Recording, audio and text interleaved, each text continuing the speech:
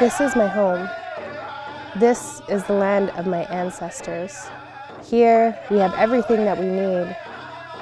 There are animals to hunt, medicines to harvest, and berries to pick. This is where our ancestors are buried. Their bodies have long since become a part of the earth. This is where my people are from.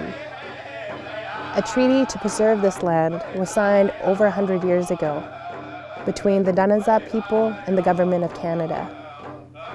Now, a $9 billion dam, Site C, threatens to flood sacred land and to break the treaty promise made between us and the Government of Canada. The migratory corridor that will be flooded will make the game that my people depend on even more scarce.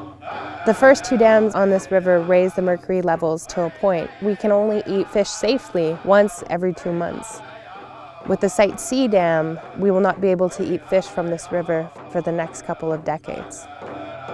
How are we supposed to live like this?